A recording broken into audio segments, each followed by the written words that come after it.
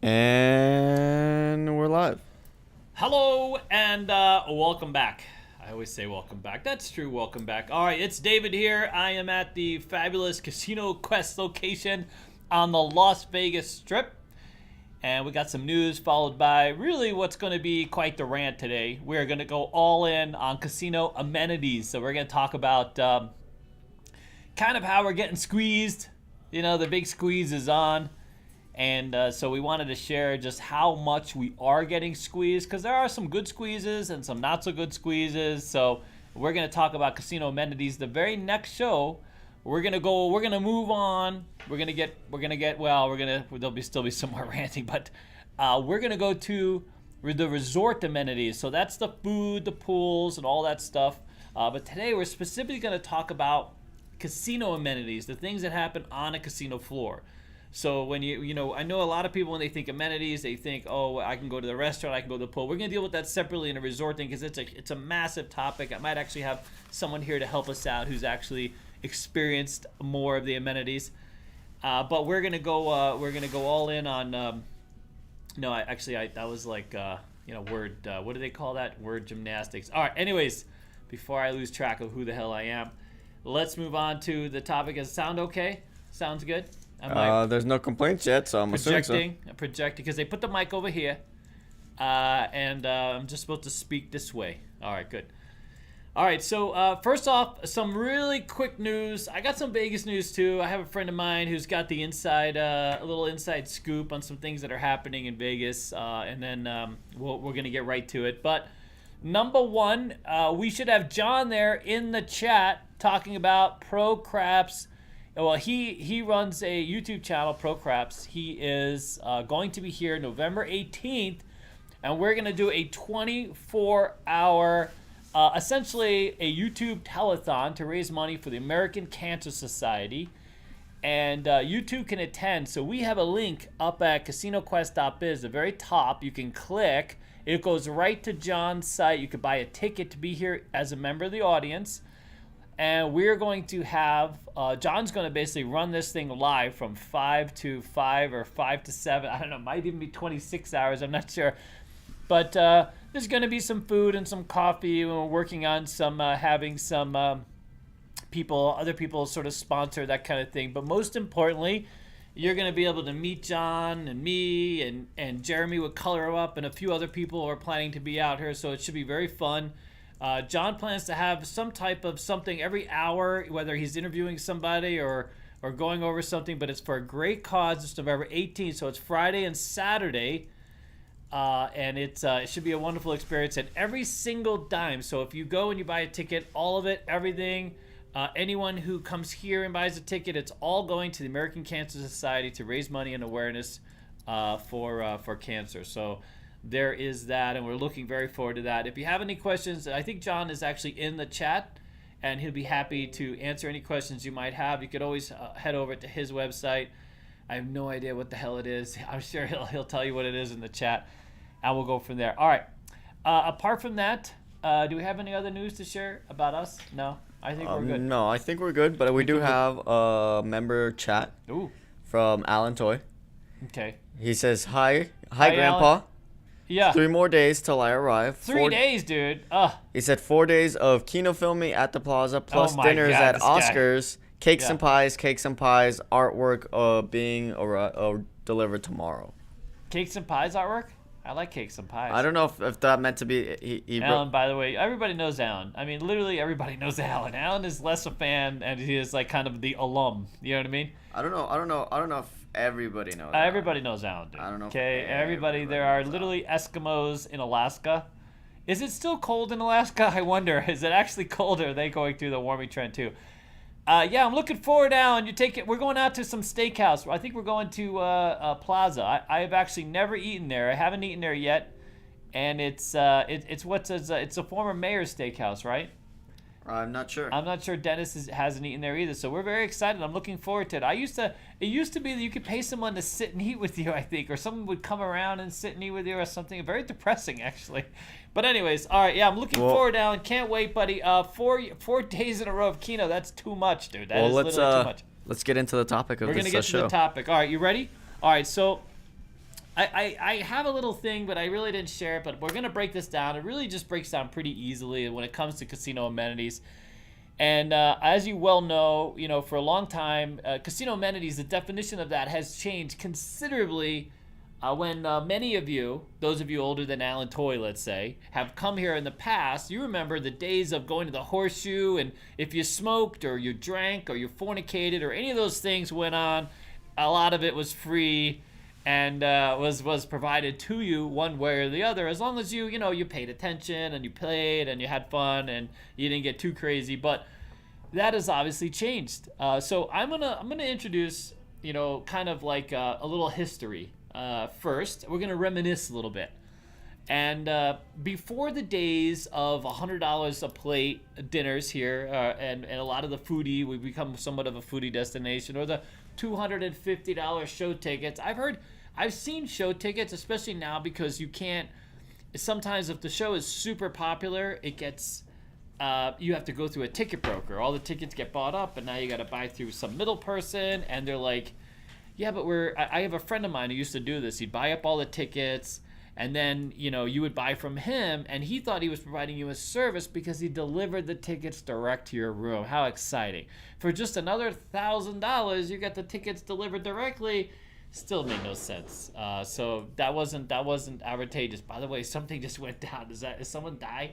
Hope someone died. All right. You mean you hope nobody died? I hope nobody died. You said I hope someone died. Oh crap! Really? Yeah, we had some big ass noise in the background. They're working on hanging some pictures at the store, and I think one of those pictures did not make it. Are they okay? They're good. Everybody's okay? Okay, good. Okay, so back in the day, it was amazing. Casinos had a cafe, but they didn't have much more than that. Some of them might have some kind of scaled-down restaurant. There were a few steakhouses, by the way. Hugo's Cellar downtown was pretty popular. That was sort of the destination. When Circus opened up, the steakhouse became a thing. So those were a few. Ping Pang Pong, for those of you, it's still here. It's at the Gold Coast, but it used to be at the Barbary.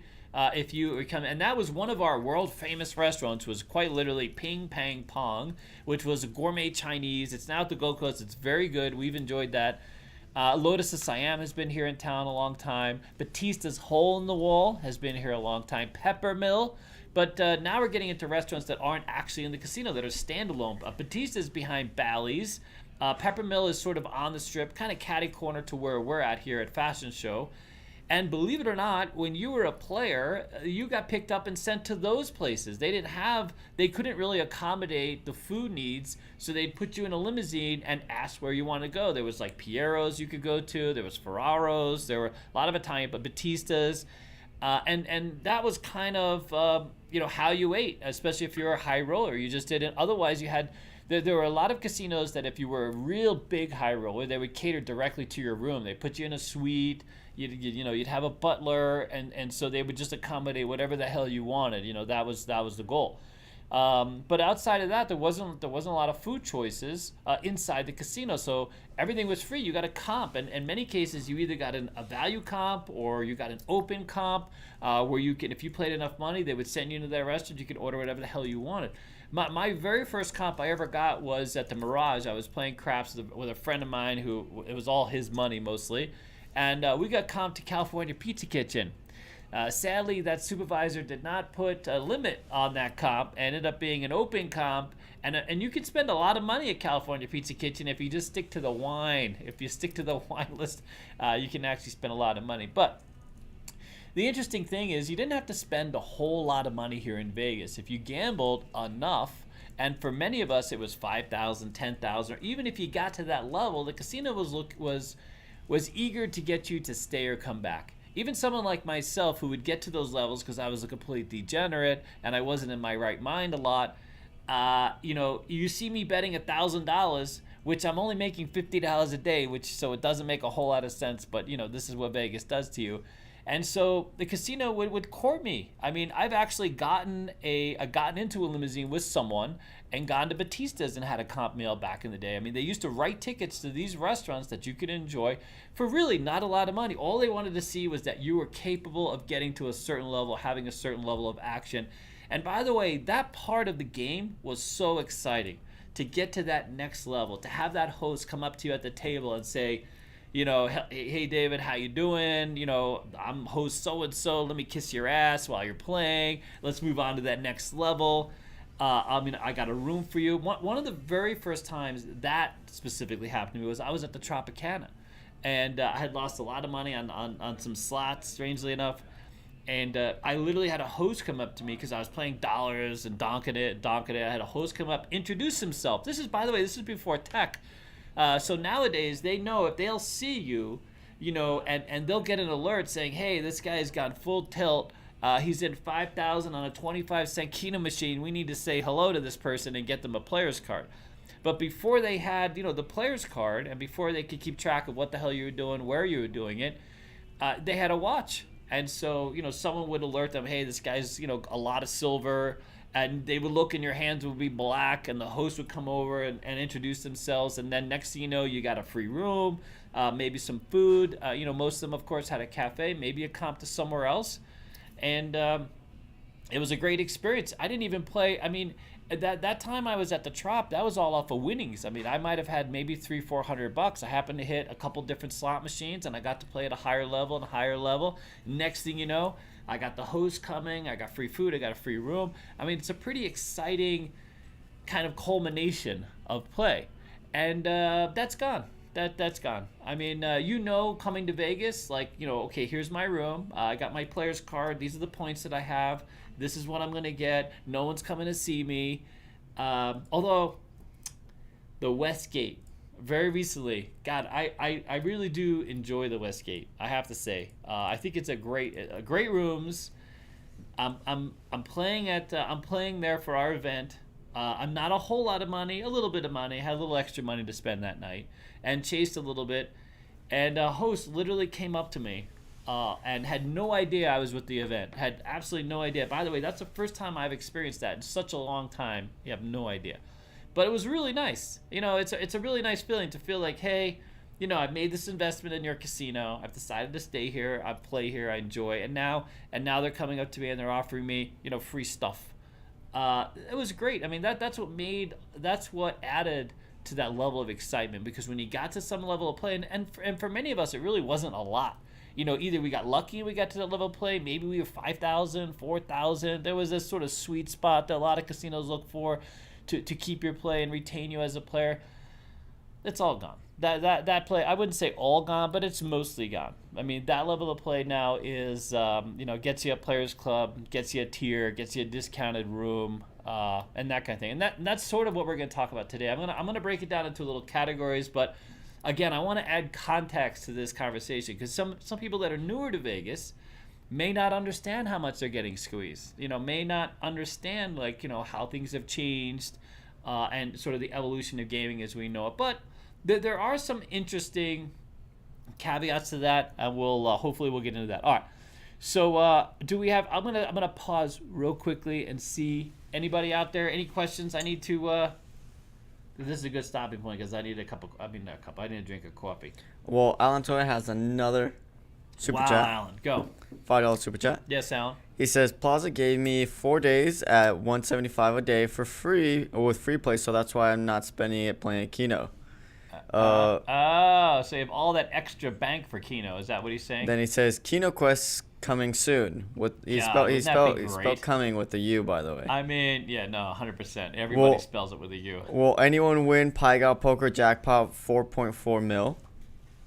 Yeah. You know, it would be great, because if I could have my own Keno corner, imagine that, a Keno Quest installed at the casino, and people just haven't realized yet how great Keno is. We had a guy that stopped by Casino Quest about a week ago, just to rant and rave about how my system sucked. And just so you know, your results may vary. I forgot to add that disclaimer on the Keno part. Yeah, we had a guy come by. He told Nathan, let David know his Keno strategies suck. All right, there you go.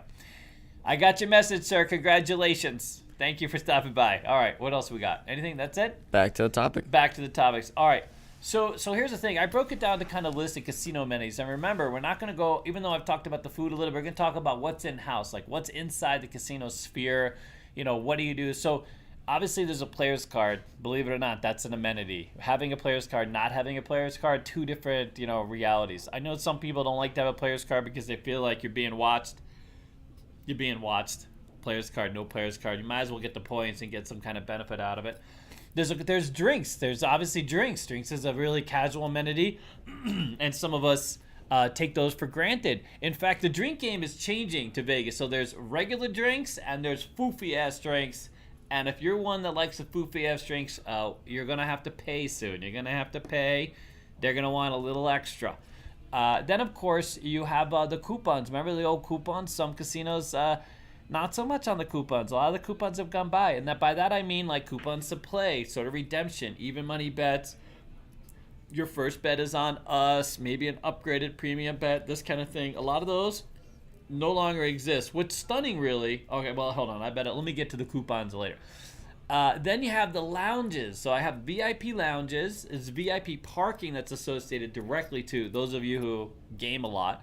There's some local places here that have fantastic VIP parking because it makes sense. You want to gamble and get there quickly as possible. High limit, of course, is a casino amenity. What's available? What the high limit area offers. And then, strangely, back in the day, you could reserve a seat or a machine. In fact, a local casino here in Vegas, when I achieved a certain tier, they knew what machine I loved to play, and they would literally call me at my house to let me know it was available on certain days of the week, which was absolutely fantastic because I would run over and lose all my money on that machine. I mean, it makes sense, right? If I'm a casino, I'm totally doing that. People love the same machine. People get, whatever it is. It's in a lucky spot. They hit on the machine. It's out of the way. They can feel private. You know what I mean? I mean, there's a lot of reasons why people like a machine that they do. Okay. Dennis brought up the ATM charges. That's absolutely a thing. It's quite stunning how much money you pay if you don't bring enough cash with you. Holy crap. $10? Up to $10 now on the strip, huh? $7.50 is pretty regular.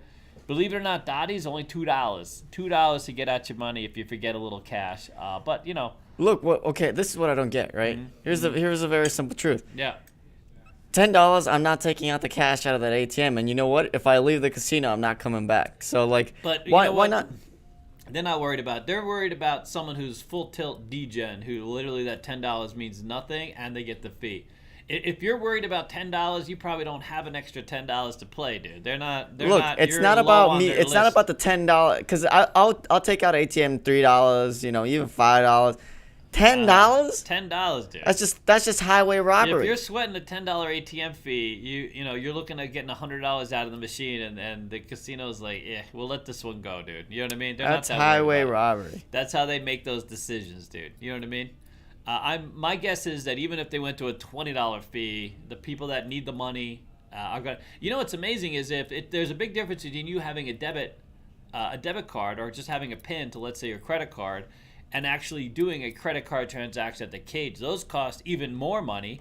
The casino charges you on that front end, and then also your credit card company charges you a higher rate of interest for those cash advances. So it can get really expensive to get cash out on a card.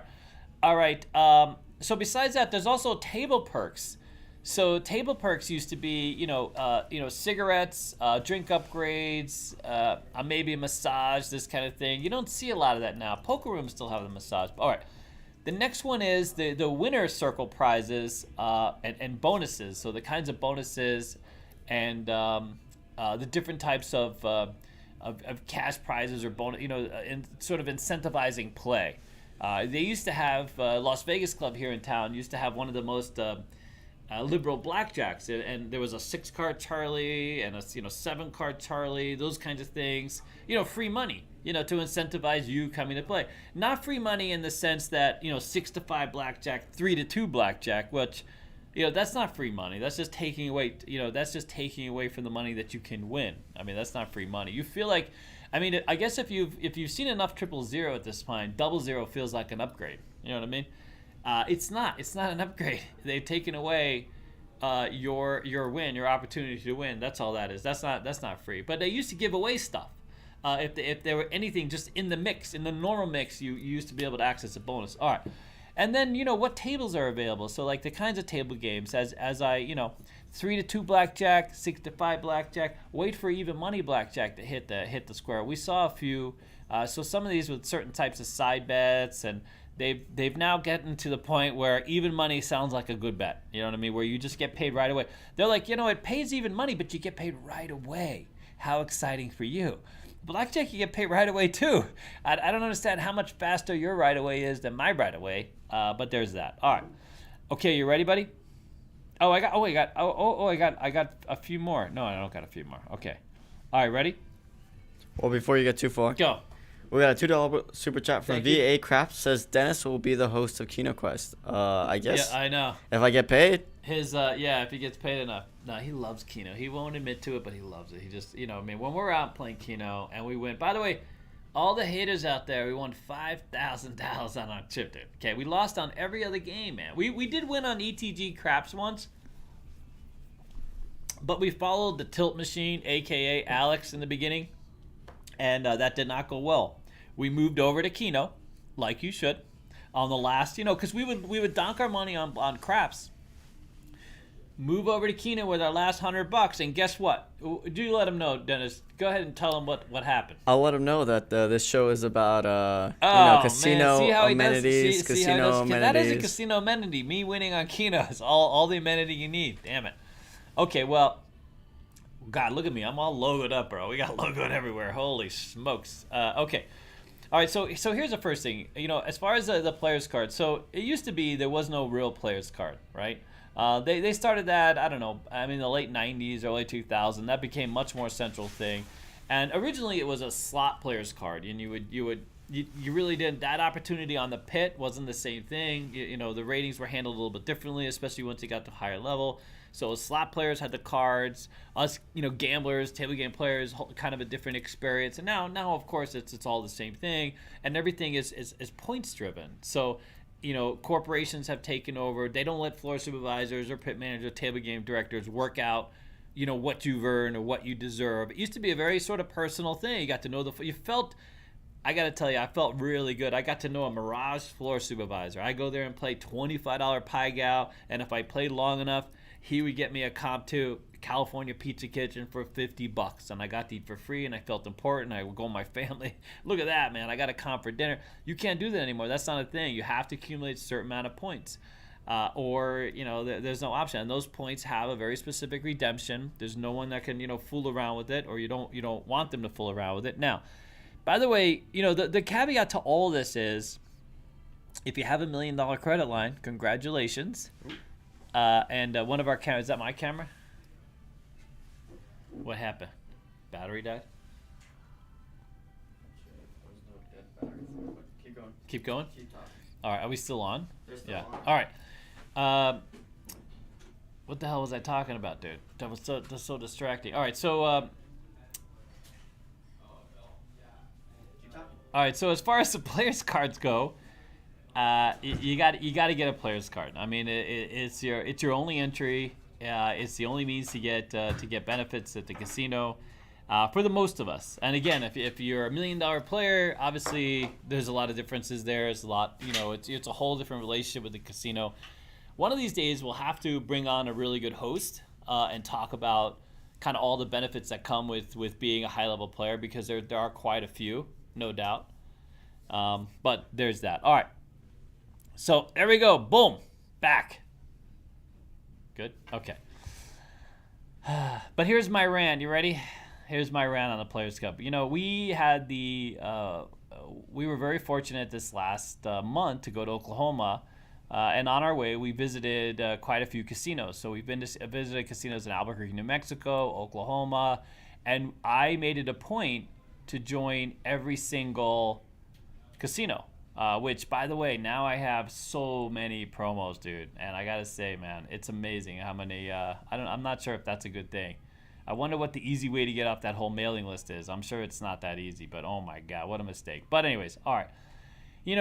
It's amazing how little casinos give away now. I think one of them gave us a chocolate bar, which was kind of nice, and we finished it while we were walking around the floor, unable to find a Keno machine we wanted.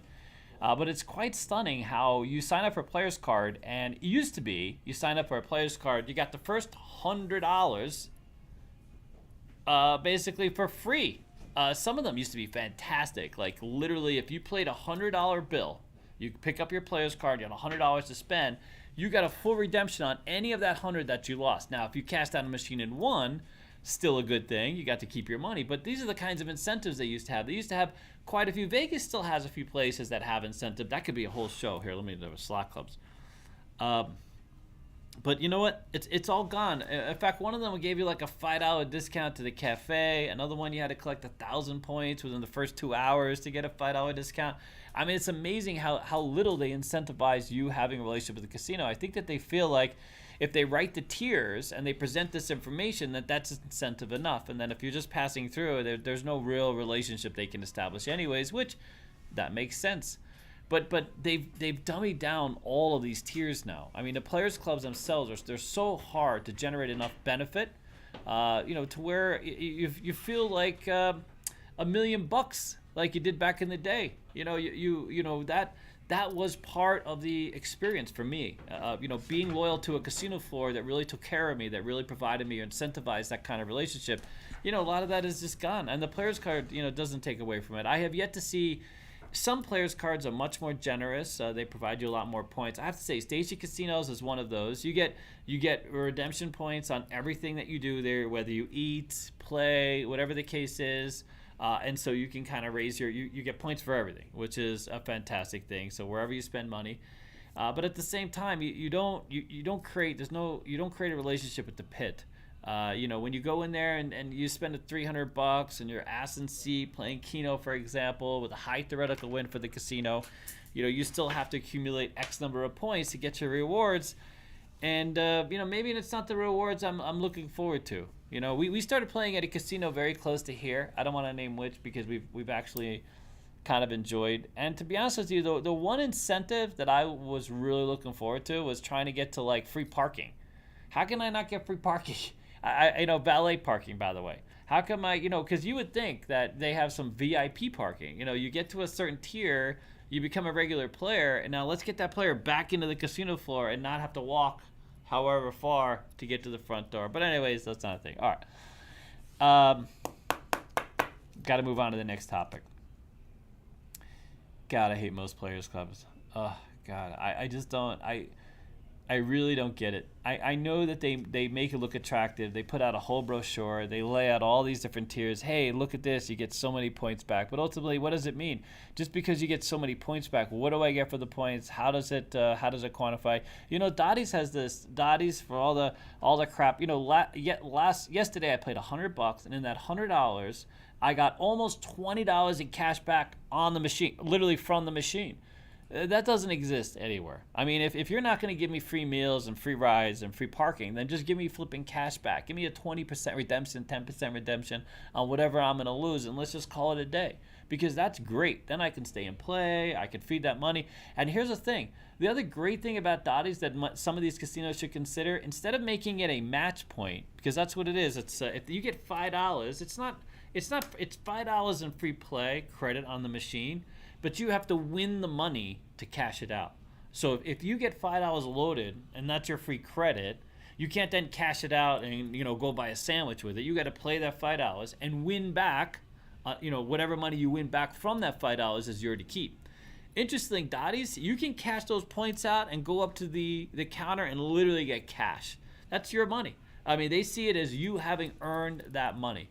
In fact, if you accumulate X, I know you think I just love Dottie's. Dottie's is a mixed bag, to be honest with you. Some of the Dottie's locations kind of suck.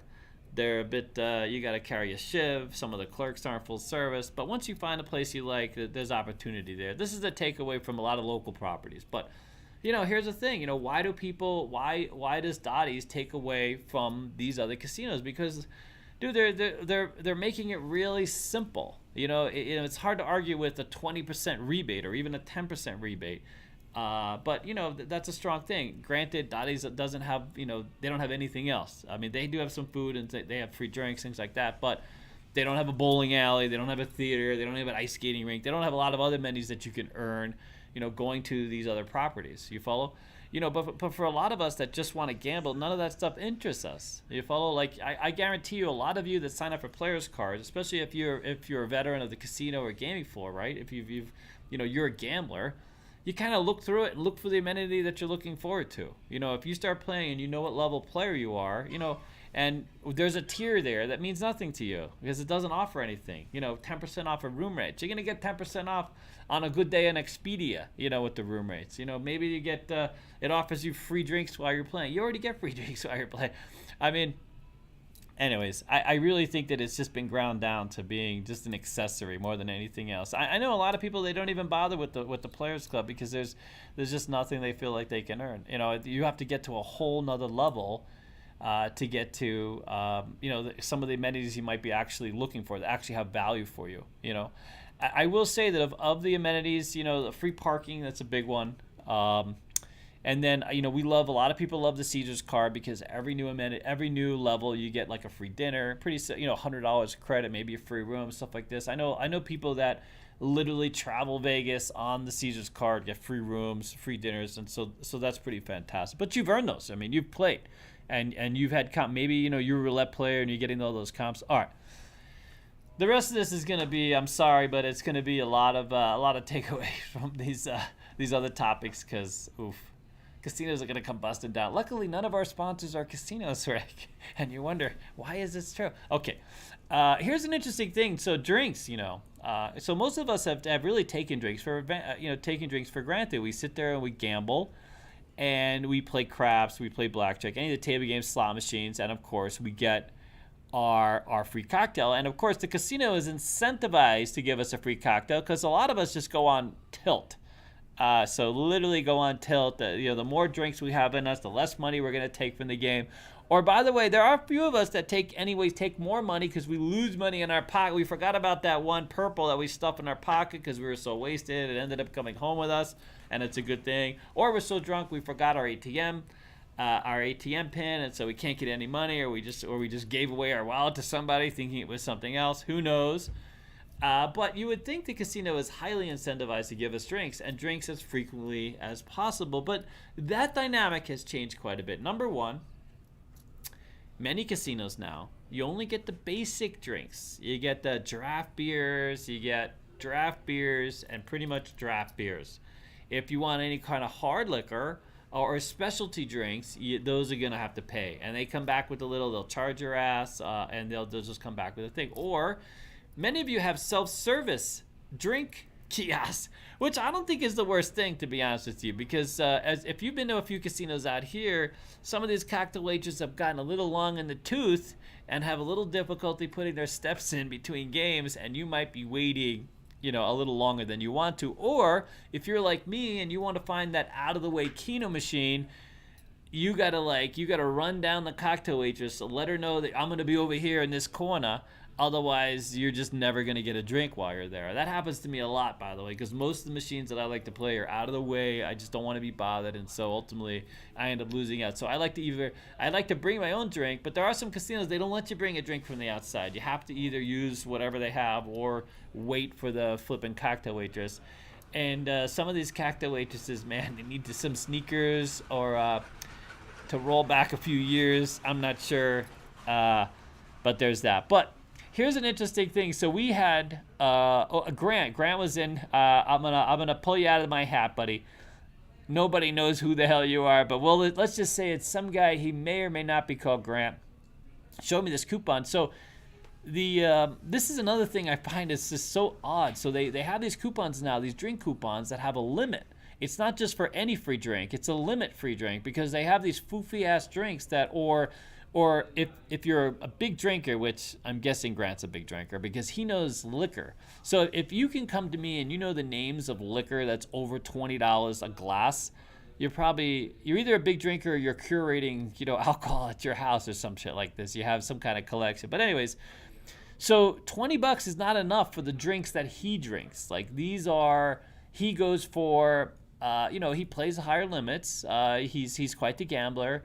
He gets all of his stuff comped for the most part. He earns those points. And then when the cocktail waitress comes around, he's asking for some foofy ass drink, and it's more than $20, and he only has a coupon. They literally print him the drink coupons, and anything over it's $20 though. If it's over $20, he can't get that drink at all. He's got to pay for that drink separately, because it's not like the cocktail waitress is doing the deductions. Math is hard kind of thing. You know what I mean? God forbid the drink is $23 and you get charged the difference. No. You have a separate bill. You got to pay for that drink separately, which is ridiculously cheap, man. I mean, ridiculously cheap. I think everybody would agree that that's a thing. How many flippin' drinks are over $20 for just one glass? I mean, realistically, like, just say that's not available. Like, every drink should be like just on the table. If you want to drink like that, which there's plenty. We have ultra lounges coming out of our ass now in Vegas. So you can go and drink yourself into a stupor for ridiculous amounts of money if you want to. We have bottles of wine for $10,000. I think there's one for $100,000 that's pretty famous. So that's the thing, but you don't need to do that on the table game. You can wait a second, go to the flippin' lounge, whip out your big fat cigar, and chill out in the damn ultra lounge and spend all your money on these foofy drinks and have a great time. I think that when it comes to table games, it just should be, listen, if you're playing, at whatever level you're playing, these are the drinks that are available. Let's not make it too complicated. I'm already trying to figure out the squeeze play crap system, okay? I got my bases are loaded, you know what I mean? All right, what do you got, buddy? Well, I have 2 super chats. Oh. Ooh, the color is weird. Wow, that is weird color. What happened? That's you? Colorized? What happened? Anyways, we'll fix it in a second. Uh-huh. Andrew gave us a $5 super chat. Hi, Says, Andrew. do you see players clubs shifting things back to players if a recession hits as a means to bring players beyond lower table limits? That's a fantastic yes, 100%. I'm so looking for. Well, okay. I'm not looking forward to any recession. I don't like when people are, obviously. But I will say this. The more competition is great for Vegas. It's great for players, okay? And it's great for Vegas.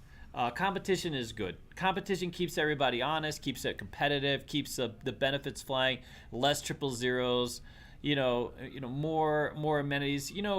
If you came here in 90s, early 2000s, even into like 2010, most of these billboards, right? Most of these LED screens that you would see were flashing a special. Come to my casino, I got $9.99 steak, or I got $12.99 buffet, whatever the hell it is. There's no specials now. It's all about attractions. Everything is, we got this new Gordon Ramsay restaurant, which, great. But that's no special. That means we have a new place for you to spend $300 on 2 people to eat dinner. That's all that is, okay? And the food, it might be that good. Who knows? But that's all. You go down the strip, and there's no incentive. They're not flashing, hey, 000 has arrived. You know what I mean? That's the change now, is moving away from sort of the player-centric, the player-driven, the things that attract and motivate players to go to the casino.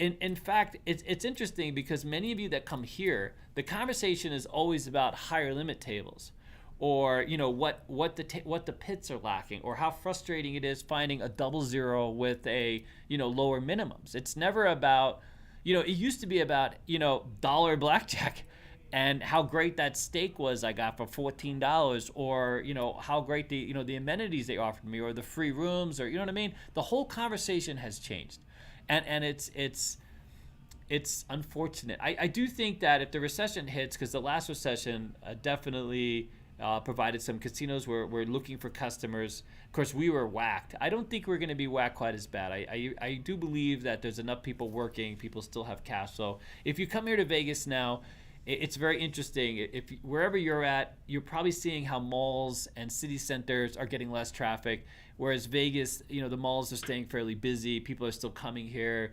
The strip is, full. Room rates are still high. Occupancy rates are still high. All these things are happening. So I do think this is going to be kind of a weird, different thing going on. But I do think that there's more casino operators, and B, they're going to want to show people some value. They're definitely going to want to use value as an attraction. Value right now is not an attraction.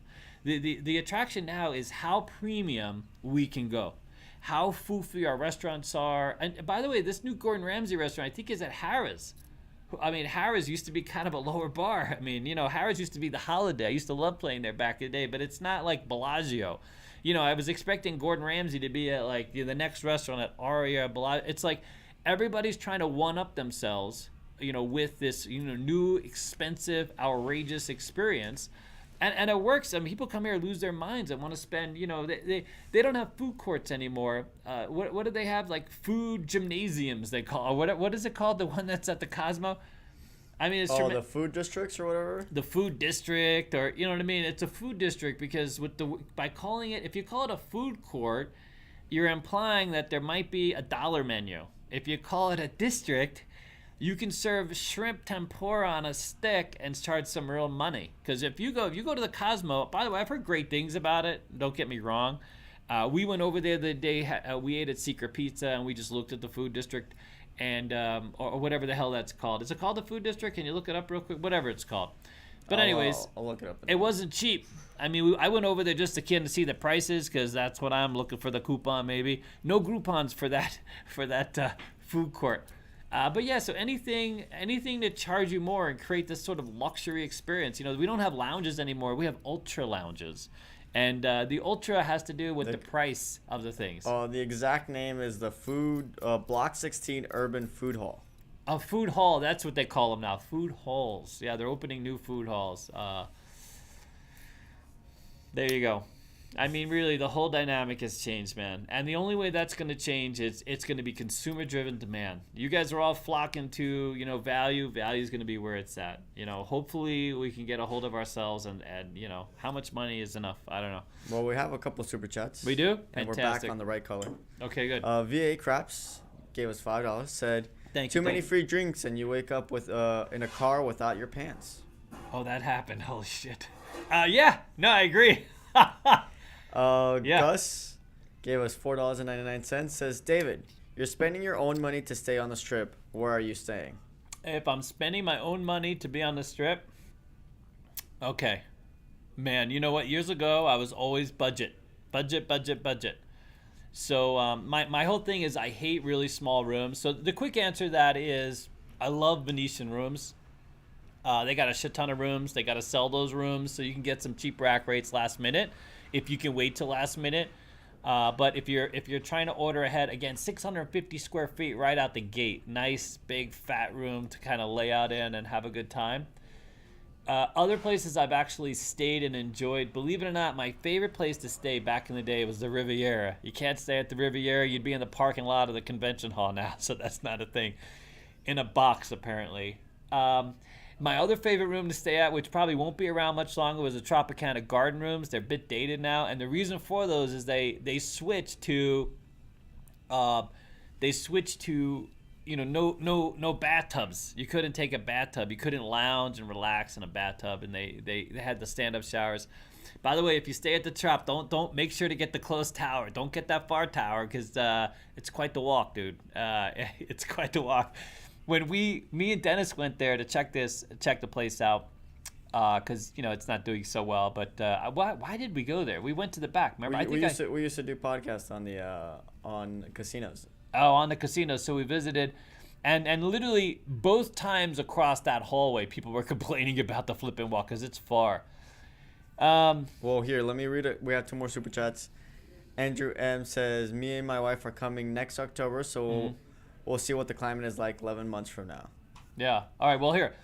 Value. If you're looking for value and you want to stay center strip and you don't care so much about the room because you're going to drop off your bags and you want Polo Towers, dude. Look for Polo Towers. Book in advance. You can get those rooms fairly cheap. It's literally center strip. Your room, there's no more view. They whack the view on those because everything is built up around it. But you get a kitchenette. They were originally all timeshares. Now it's a damn hotel. I don't know if they even have timeshares in that, but it used to be all timeshares. And it's all about the value. You can look it up right now. Polo Towers. Stay at the Polo Towers. It's inexpensive. The rooms are fairly good size, and you get a little kitchenette. So if you want to save a little money and not spend so much eating out, so that would be the value option I would take. Some of the other places, by the way, that are cheaper, as far as rooms go, they're cheaper because they're older, smaller, and smellier. I mean, that's really where we're at. So if you see that great deal, just know this: you don't want to spend a lot of time in those rooms.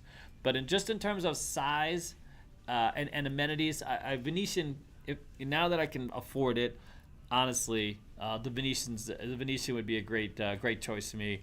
I think there's, they have what's a cafe we love?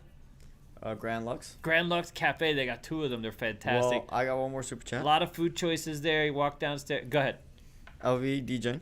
LV, hi LV. Says, are you guys going to be at CQ for the entire stream on the 18th and the 19th? We won't be on the stream, but we'll be here. I know. Can I say hell no? I gotta sleep, dude.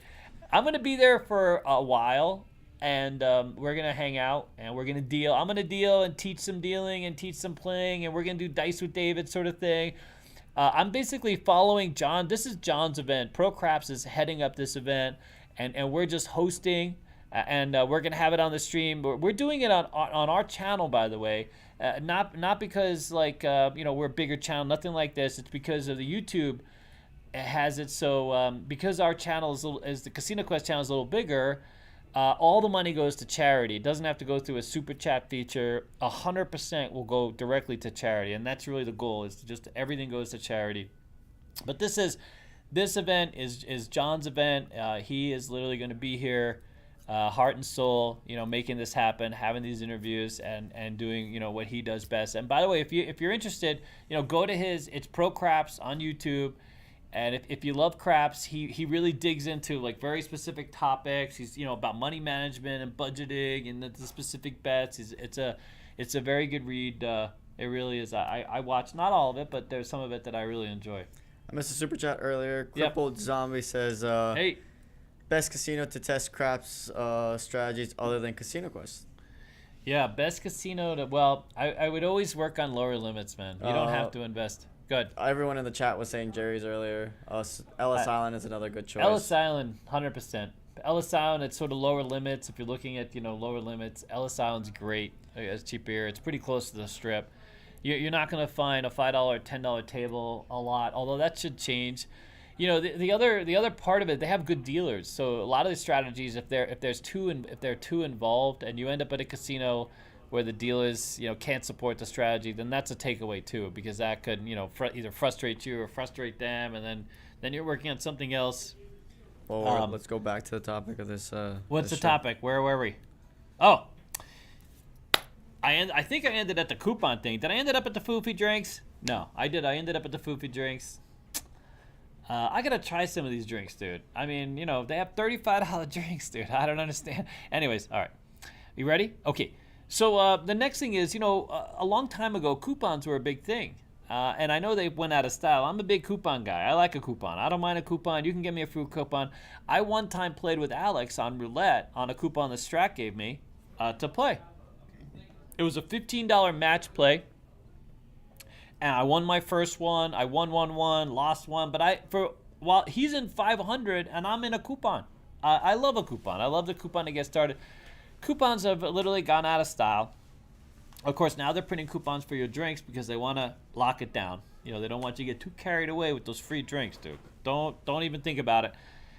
And my biggest takeaway, and the real short rant I have on the coupons they do give you is they're match play. They take the coupon and leave the money. It's not like they're giving you anything for free. I guess they are. You win the bet. It's a $10 coupon. You get $10. They take the coupon. It's not like they replace the coupon with $10 and give you another $10 for $20. No, let's not get carried away. But they do give you a $15. The thing is there's not a lot of that. When you sign up to become either a new player, you don't see those kinds of coupons. Now, if you're an existing player, there are some casinos that incentivize play and will give you a coupon commensurate with your level of play. I've seen coupons go as high as $100. I haven't seen too many more than that, but I'm sure they exist if you're a big enough player. But I have seen match plays go as high as $100, which I find odd is when you're a higher level player and then you get this lower level coupon that doesn't do your if I'm coming to Vegas, I got a $5,000 bankroll and you're giving me a coupon for $15. I'm not playing $15. I'm a $25 player. I don't know why you're giving me. Now it's more work to print the damn coupon and play it on the table. You follow? Let's at least give me something that's commensurate with my level of play, and then maybe I'll be more excited, or maybe it'll provide some level of incentive for me to hit. But I don't know. What do I know? I don't know anything. Okay, you ready? Okay, I'm gonna go to one of my biggest, not my biggest rant, but one of the things that I really hated being lost. I won't name who it is because we have a great relationship with them, but I do know of a casino. I used to play there a lot. They put in a lounge, a VIP lounge. I get out I always talk about Keno where I go to unwind. Sometimes when you're on tilt and you're playing for 8 hours, you want to kind of chill, get away from the tables, and, cash out a little bit and take a rest. There was this one casino, a local property I used to go to all the time, and they had this VIP lounge with no games in it. Literally no game, no tables, no slot machine, nothing. They had a billiard game. Some of you who are in the business know exactly what I'm talking about. They had a billiard table in there, and they had open bar, except for the food. You still had to pay for the good stuff, but I don't even know what's good stuff, so I just drink whatever. And it was a great little lounge, and you can meet up with friends as long as you had the VIP card. You can meet up with friends, hang out there, and then go back to gambling or whatever. It was just a nice place. It was a nice little perk of being a player at that casino. And then, of course, they got rid of it. They took down the walls, and then they kept the bar, and then it just became this sort of ultra lounge, and they milked it for the space. This is the thing is I hate that every single square foot of the casino is looked at as a dollar bill. How do we maximize that space? I get it. I understand being a business, but there's also part about the atmosphere and the casino and the engagement.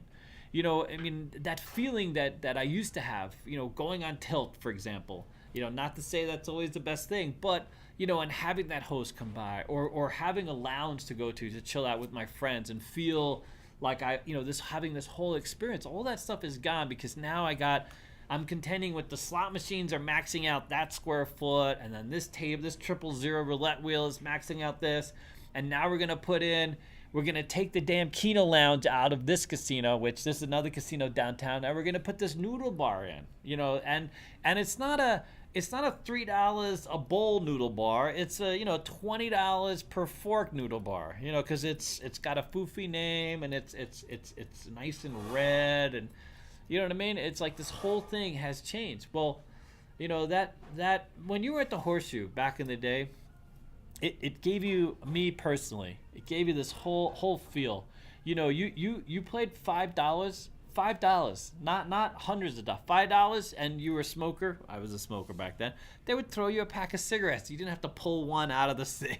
Whole pack of cigarettes. There you go, buddy. VIP. That's all changed. You know what's interesting is I have a friend of mine that worked as a chief operations officer for a really large casino out here. And he was the one who got me on this whole tangent and thinking about Casino Quest, thinking about a player-driven experience. And he was commiserating about how casinos were really just squeezing out this $1,000, $5,000 to $20,000 player, this sort of mid-range player. They were taking out the amenity. They were monetizing that whole experience, putting it into this player's card. And then you have the bean counters who can kind of schedule the benefits. How do we max out the profits? And then if profits are being hit a little bit, there are ways to update those terms and update that reality so that you can squeeze out a little more to make up for maybe you got a little bit of a loss. But kind of how do we balance this cash flow, right? How do we create the experience, make people feel like they're getting a benefit? Because there are some people, by the way, who with players cards have been able to get benefits they otherwise couldn't touch before, But it's that mid-level player, it's that little bit higher level player that comes to Vegas with a budget, and with a pocket full of money to spend to gamble. That's the player that's been sort of taken out of this equation. Unless, of course, you're lucky enough to be at that $1 million queue, then congratulations, because Vegas still has a lot to offer for you as well. Okay, but I hate that there's no sit and spin areas. I hate that instead of have this, because I think that's money too, right? If I have some place to chill, take a breath, whether I'm losing or winning, and even if I have a place to meet my friends or just to relax, watch a show, whatever the case is. My loyalty becomes your casino floor. I am literally, you're retaining me. There's value there. You're creating this experience where I'm willing to be invested a lot. This, by the way, when this lounge existed at that casino, that was the only casino I went to. And it wasn't the most elite property. It didn't have a lot of, in fact, a lot of people feel like it's kind of a lowbrow casino, but it had some really cool amenities that I enjoyed. One of them was the damn coffee cups. Strangely enough, they used to come out and they used to give you this really nice coffee cups if you were at the president level. Instead of serving you in those glass things that just they used to bring a coffee cup for coffee, drink a lot of coffee, and I thought that was a nice benefit. They took that benefit away. I don't know what the hell, but anyways, all right, okay, good, still good to go. Still good to go. I can keep going. Okay, all right. Here's the next one. Parking, dude. Talk about monetizing this such a small benefit, man. How many people do you have? I mean, this is why I tell people, it's amazing how many people say, where do I play? Play where you want to play. There's very few casino floors that really incentivize the experience enough. I would say, as far as the strip goes, clearly the Caesars properties have created a relationship that, because over and over again our players have voted Caesars as being the best, especially if you're a table game gambler. If you're at any real level, you can get a lot of free stuff, as far as the rooms and dinners, which most people are interested in, rooms and dinners, right? But you would think that that having VIP parking, which there's a local property, Station Casinos has VIP parking, and you get to a certain level, they give you a VIP parking pass, and boom, it seems like a no-brainer, right? If you're a gambler and you have money to spend, let's get your ass into the casino floor as fast as we can. Let's reduce the obstacles. Give you even if you got to come right to, and if you're at a high enough, let's earn that valet parking pass. Get so you can valet park. You can just drive right up to the front, get your ass onto our casino floor, so we could take your money as quickly as possible. You would think that'd be a thing, because if you really want to maximize that, right? If you want to max out every space, well, now you're monetizing my parking spot. I don't understand how this is not a freebie. Like, this is an automatic in those tier benefits when you're a player. I don't know why. I don't know who made that decision, but that bean counter needs to be taken out quickly and wedgied over and over and over again. But anyways, luckily there are still a few casinos that have, but the ones that I like to play at, there's literally nothing like that. Now, by the way, if you go to Jerry's, they have free valet. Jerry's Nugget has free valet, and they'll park your car right up in front, dude, because there's no one else in front. God, we love Jerry's. That's the thing. Alex goes there all the time. It really does. And you know what? The food's fantastic. So if you get by, the rest of it, the food is really, really, really good. They make everything from scratch. It's been I knew someone who worked there for 30 years in that kitchen, and that's why the food is so good. They have a lot of the same people that have worked there forever. They just love it. They have this great culture of a place, and they've enjoyed working there. So I have to say kudos to them. And it's a difficult location, but they've managed to maintain a pretty good experience. I know we try to send people there, and I will say it's not for everybody. But if you do get there, their prime rib is great. If you like French dip, that prime rib sandwich that is where they use prime rib is absolutely fantastic. Okay, are you ready? Am I ready? Can I keep going? You're ready. All right. I literally have to. I did the VIP parking rant. Does anybody have any questions yet? Anything I can do to delay while I'm looking at my list? Ooh. Okay, go. No? Nope, nothing. Nothing. I got nothing. Okay.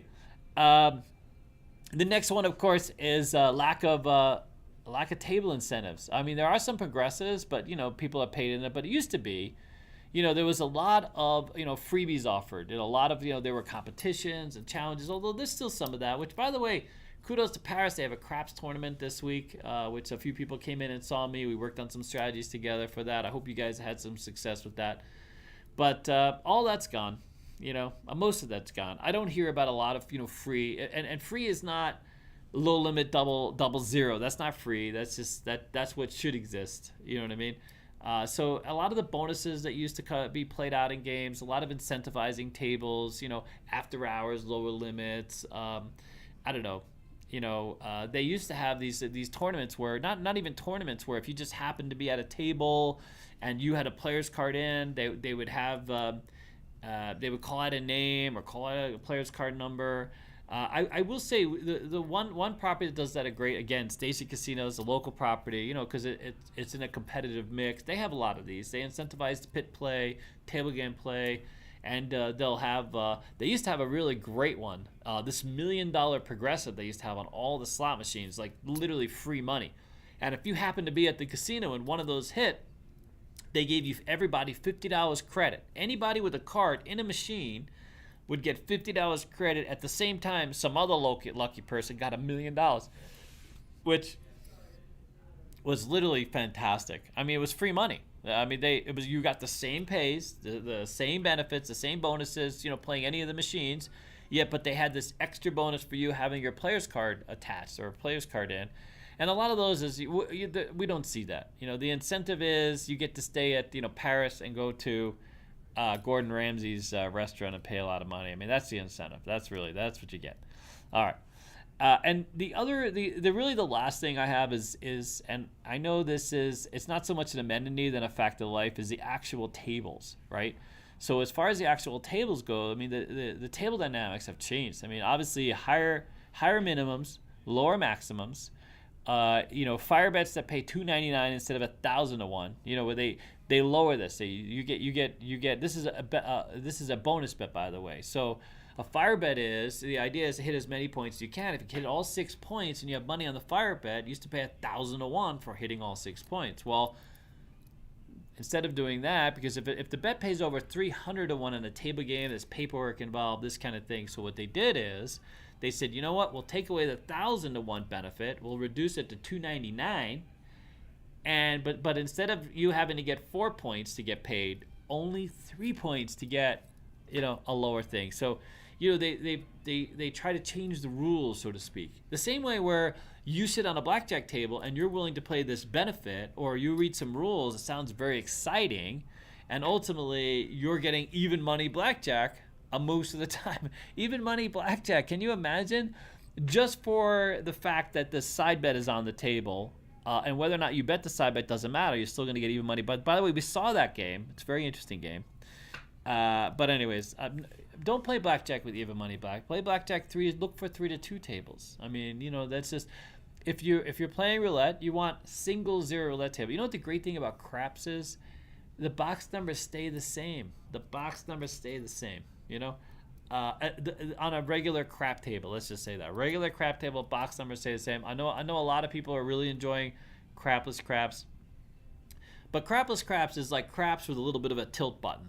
You know what I mean? Because now you come out on a point at 2, and you see those big fat odds, a big fat payback. And if you're, we always say don't come on a crap table, right? So those of you come bets, we're talking about come bets specifically, okay?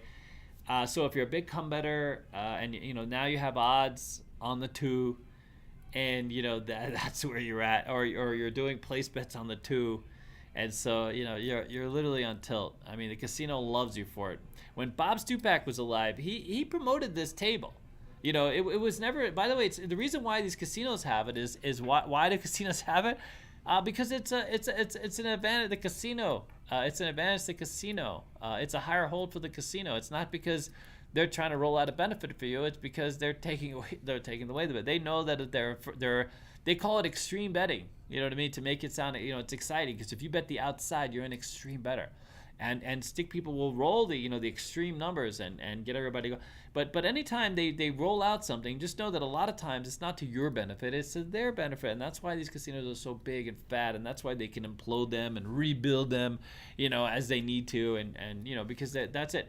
We have to own the short game, and the short game is literally a regular dice game, playing the place bets. We have some fantastic systems of that to create opportunity. And that's the nature of the game. All right, we're winding down, not completely. What else we got? We got to give away something. Do we have any likes whatsoever? We have 75 likes. Oh my God! If you guys get to 100 likes in 10 seconds, not 10 seconds. How about 30 seconds? We're gonna give away a Genius hat. I have an extra Genius hat on this table. Genius, because if you're here and you're watching or you're listening, you're absolute genius. Oh, by the way. This is the hat that we signed, the Genius hat that we signed. Can you imagine? We forgot about it. But how about that? This is a hat that we haven't given away, signed by everybody. Signed by me, Alex, Dennis, if that means anything. Not Dennis, right? That I left off prematurely, buddy. Prematurely left off on that one. I didn't mean to make that. Anyways, yeah, look at that look, buddy, huh? Nice name tag. Nice. Good job.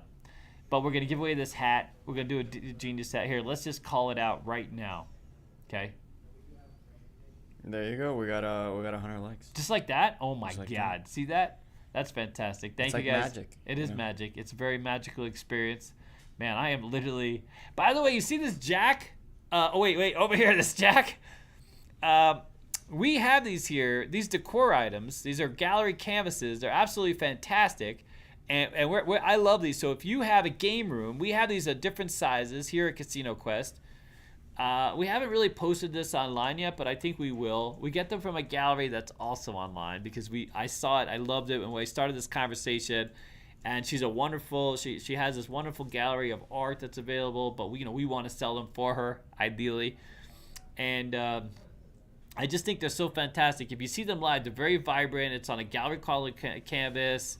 That's highly durable. It's water resistant, stain resistant, all that stuff, and I just love them. So if you guys are building a game room, we have all sorts of canvases. They're all the aces, and you can do hearts and diamonds and clubs. And there's all different color schemes. So it's really fantastic. All right. Okay. We do have a super chat before we pick out the winner of the giveaway. Oh, fantastic. So SV Pedro, I think that's how you say your name. Hi. Coming out next April for my 21st, how would you recommend getting around, like the rail or the bus? Avoid the rail. Get a bus ticket. Do a bus. It's tough. The rail doesn't take you anywhere, and if it does, it's gonna take you 25 minutes to walk there. Yeah. And then 25 minutes to get there when it was just taking you like 20 minutes to walk. Yeah. Stick to the bus or Uber. Sometimes Uber can be delayed. The bus service just running up and down the strip is actually pretty frequent, and It's every 15 minutes. Every 15 minutes, dude. Unless you're in a bigger hurry, you can get in an Uber. Uber's going to cost a little more. There's a little premium associated with that. The bus is real easy. So the tram, it's really not a thing unless you're going to the convention center. So a lot of people that work at the convention center come back. Tesla Tunnel. They won't have enough of it built. They're working on that. But if you're coming from, there's a few properties that are connected, like Resort World on the convention center, or some good walking shoes. Or you're gonna get a lot of steps in, dude. 100%. If you get up and down the strip, it's a lot of flipping steps. So for sure. But I would definitely just stick to the bus. Everybody goes up and down the strip on the bus, even if you normally drive around a Mercedes or whatever. It doesn't matter. Everybody takes the bus. It's a nice double-decker.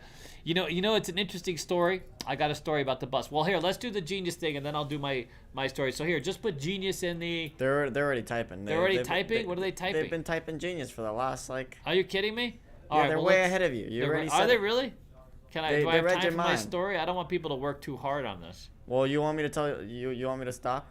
Just tell me. All right, let's stop and we'll give away the damn hat. And it's signed. We give away the signed one. 1 through 5. Your choice. 1 through 5. That's it. 1 through 5. 1 minus an Allen toy. So 0. Oh God. Oh, that's terrible. What do you got? Let's go with 2. We got NOLA Travel. NOLA Travel. Fantastic. Thank you very much. Okay, so you can choose. You don't have to have the signed one. We have unsigned ones, obviously. That was for another winner, and we couldn't find the damn hat, and so we signed another one. Anyways, but there it is. We got a signed hat for you. So here's an interesting thing. So originally, the double deckers for Vegas, that Vegas uses that you see up and down the strip, like the ones that you'll find in like London, the bus company made those for Paris, France, and Paris said, "Oh no. We don't want those," and so Vegas got them on the cheap, and so that's how we went from no decker to double decker, because I'm not sure if that was a thing. The thing is like the one thing I don't like about the bus out here, because everything has a variant, is you gotta there are seats in the back where you literally sit facing knee to knee with whoever else. I just hate those seats. It's like it's fine. Annoying. It's fine. No, 100%. And if you're tall, those seats are really weird because then you got to move your knee in between the other persons. I mean, it's just, I don't know. I could see why those buses were rejected, but I feel like the seating arrangement in those buses are just, they need to be reworked. Yeah. The next one is you're gonna sit upside down. But here's the good news. By the way, if you stayed, I got some news. I got a little bit of news. I'm gonna share some news. So, first of all. That Tesla is building a whole network of tunnels underneath, and so most of the properties have signed on to that. In fact, The next part of that is really trying to see how you can get to the airport. I think that's the future of those tunnels. But it's called the Boring Company, and Vegas is literally all in on them building out these tunnels. They're gonna connect downtown. They're gonna have a downtown exit, and then most of the casinos on the Strip will have some kind of depot. And Resorts World has theirs active now. So from the convention center loop to Resorts World, you can get on a Tesla and just zoom over, which is quite fantastic. I mean, if this doesn't put a nail in the coffin that is already the tram, I'm not sure what else will. But I think the city has basically given up on the tram as a thing. It will still have purpose for the convention goers, but for the most part, it's been a bust. The only way the tram helps you is if you're going from the convention center, let's even say Westgate to Sahara, it's a nice ride. It's both of those exits are fairly close, and so but apart from that, dude, like for example, if you take the tram to MGM, it's a long ass walk from the damn train to getting to the anywhere in the MGM. So it just seems. They didn't think that one out. I mean, they didn't just think that one through. It should have gone to the airport. If they had originally wanted to go all the way to the airport, they were going to build it in 2 phases, but then they ran out of money and ran out of approvals, and so it didn't happen. But anyways, these tunnels I think are going to be fantastic. So far, everyone who's been on it has kind of raved about it. A few people have gone down there and been nervous about weird oh god, are they going to get flooded or whatever. I mean, anything can happen any day of the week. So, but for the most part, everyone's had a really good experience, and at some point they're hoping to go fully autonomous. They have drivers. I think they are generally autonomous, but I haven't done that myself. We're going to do it now. I think at some point go over to Resorts World. That's number one. All right. Number 2 is, the Bally's remake. So Bally's is not going to be Bally's anymore. It's going to turn into the Horseshoe. It's going to be a pretty big investment made to kind of upgrade that property. It looks like that front area, that mezzanine area, has been kind of a mixed bag since it's been. So look for that to be minimized and for more of Bally's to come out. There are some, like Wahlburgers Burgers that have had some success there. But for the most part, that mezzanine hasn't delivered the kind of results, I think, from what I have heard, a little birdie. And so they're looking to kind of rework that whole experience. The Bally's Casino Pit is one of my favorite pits. They have some, by the way, some wonderful craps. Over the years, that has been one of my places I'll go in and check out. The dealers there sling checks quite a bit. And so it's an interesting place to see dealers deal because they don't have a lot of direct supervision on the tables. There's no real boxman. There's a supervisor that just walks up and down and collects player cards for the most part. And so besides the dunes, Bally's was my favorite pit. It's a submerged pit. It's one big ass, square pit basically. And I just love the feel and the whole experience of that all being. It's like this whole engagement in the middle of the pit. I just love all that when that pit gets really busy and you can hear the noise and everything else that's going on. I kind of like it. These maze pits or the ones that follow some kind of line don't have the same experience. Seem a little disconnected or disjointed to me. I love the pit. Dunes was like that. Those of you who got to experience the Dunes back in the day. There's a few other pits that are like that. Riviera Pit was something like that, but the Riviera Pit was on a single level. Dunes Pit, you stepped down into the pit and you were taken away to, gambling mecca. And, they had this lattice ceiling that seemed to sort of reverb all of the sound and excitement and noises of chips clashing and people winning and losing and everything that goes on with that. And it was such a great vibe as a casino experience. So as much as Bally's definitely needs an upgrade because it's a bit oofy. I wonder how that's going to be done. I'm sure. I think it's going to be a premium destination. I really do. It's going to become the Horseshoe, and I know that they're looking to make the Horseshoe or revive the Horseshoe as the brand for poker, maybe even gambling, because the Horseshoe brand is literally synonymous with sort of higher level, hardcore gambling. Not so much, VIP or high limit, but like literally like intense, full tilt gambling action. Because every story I have that involves some ridiculous, outrageous gambling story, most of them, the Horseshoe was quite literally destination zero for that. Some of the greatest dealing stories, some of the greatest, crap stories come out of there. Those of you who've been a crap dealer a lot of time, I'll just say 2.25 outside. I'm not going to go into that story right now, but some really fantastic stories come out of the horseshoe. And if Eldorado Caesars does this right, that horseshoe name it could be pretty significant, especially where it's at. I know Hard Rock is taking over the Mirage next week. That transfer will finally take place. I have some people who've already benefited from that and are kind of looking forward to it, actually. A lot of nervousness whenever a new casino takes over. Am I going to lose my benefits, my time off? I think the verdict's still out. I haven't heard directly, but I'll ask and figure out. We didn't have the best experience at Hard Rock in Florida, but I do think that maybe this will become a really big eye-opener for the Seminoles who are taking over and putting the Hard Rock name on the Strip. I am looking forward to, I know there won't be any more Mirage. I'm really sad to see the Mirage go. It's going to be replaced with a big-ass guitar. That's already been done. They're going to put a big-ass guitar, which I think could be pretty cool to be on the Strip. The great thing about the Strip is that it's constant evolution. It doesn't hold on to its roots so much. Even as much as, that's a good and a bad thing, right? This whole conversation has been about, the yesteryears, the things that we've missed about being a player. But, Atlantic City got mired in their roots and failed to evolve.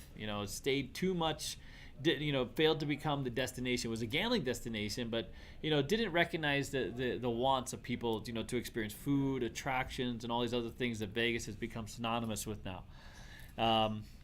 And so Vegas evolves sometimes really quickly. It'll be very interesting to see the Strip again. Every 10 years, you can come out here, and it's like a whole new Strip. You got a whole new thing to see. Bigger, fatter CVS's and Walgreens right on the Strip that look like little casinos in their own right.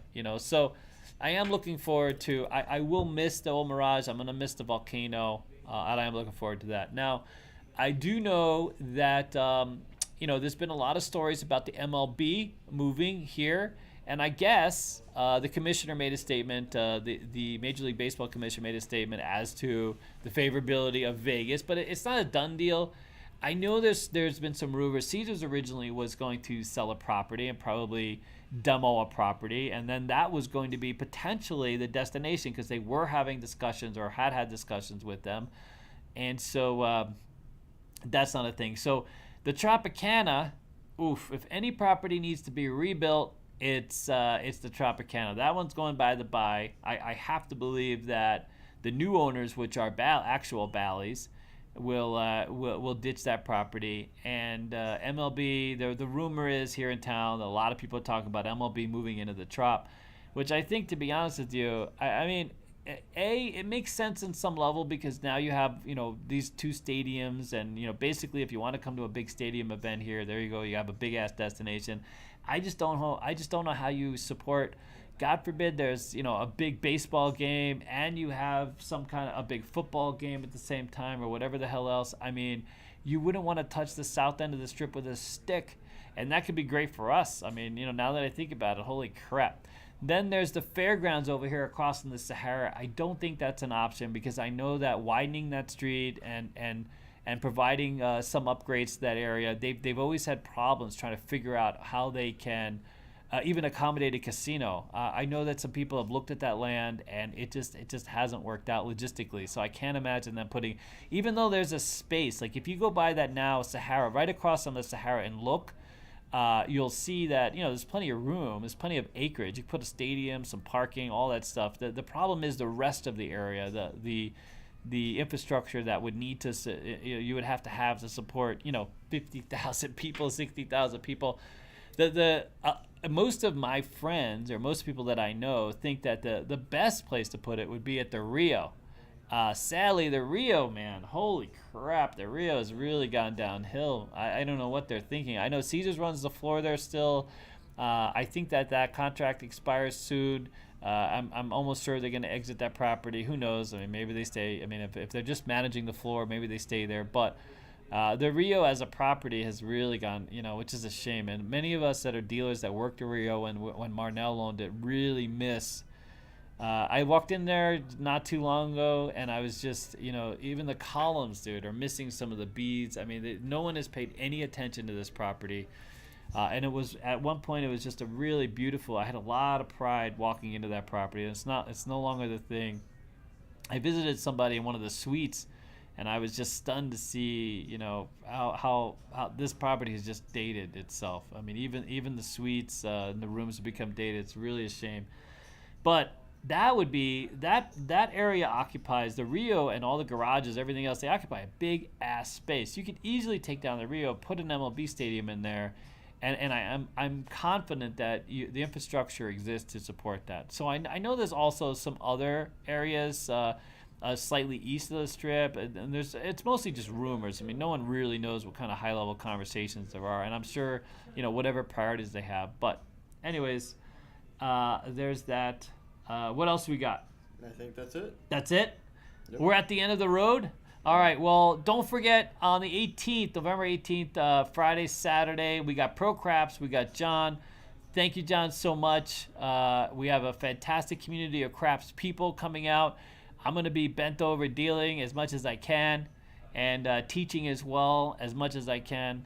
And then we hope to have a fantastic event, and we hope to raise a lot of money. We really do have a great community. We love all you guys. I know a lot of you guys have been with us for a long time, and I'm really looking forward to this. Thank you so much, John, for putting this on. And we'll see you soon. So next week, we're going to break down, I'm going to get out my database sheet, and we're going to break down resort communities. We're going to go on to sort of the food, the pools, all the things associated, why you would go to a resort instead of just a hotel. And so we're gonna break all those down, and I'll share my my amenity list with you guys. All right, thank you so much. I'm out. Have a great night. Win lots of money. If you come to Vegas, come see us here at Casino Quest. And there you go. Take care. Have a great one. Bye, guys. Bye. Fade to black in 3, 2, 1.